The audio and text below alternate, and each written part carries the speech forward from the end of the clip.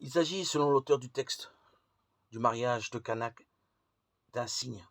Pour Jean, en effet, un miracle a une fonction démonstrative. Il écrit vers la fin de son évangile, Jésus a fait sous les yeux de ses disciples encore beaucoup d'autres signes qui ne sont pas encore écrits dans ce livre. Ceux-là ont été mis par écrit pour que vous croyiez. Mais ce récit-là est différent de ceux qui vont suivre, des guérisons et des exorcismes. D'abord, il n'a pratiquement pas de témoins, mis à part le personnel, le marié, Marie et les disciples dont Jésus s'assure ainsi la fidélité. Ensuite, les bénéficiaires, les mariés et leurs parents, que la pénurie de vin eut beaucoup embarrassés, ne sont pas nommés, contrairement à ce qu'on peut lire dans la plupart des récits des miracles. La mariée n'apparaît à aucun moment alors qu'elle est la vedette de tout mariage.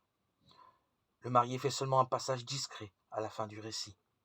Ces silences sont d'autant plus remarquables que Jean ne nous laisse rien ignorer en revanche de certains détails concernant par exemple les 6 jarres d'eau et leur contenance. Ni les bénéficiaires du miracle d'ailleurs, ni les proches n'avaient demandé quoi que ce soit, contrairement à la veuve de Naïm, l'aveugle de Jéricho, Marthe et Marie qui intercèdent pour leur frère Lazare. Et dans l'état où ils sont, ils ne doivent pas inspirer la compassion. C'est à l'intérieur du gémissement de la création et de l'homme que se produit le miracle.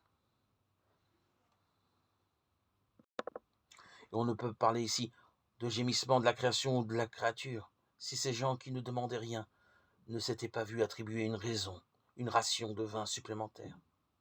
Ils ne se seraient pas plus mal portés. On est tenté d'ajouter au contraire. Voilà donc un miracle gratuit, un miracle don, sur l'initiative de Jésus et de sa mère, qui n'est un signe que pour les intimes et les serviteurs.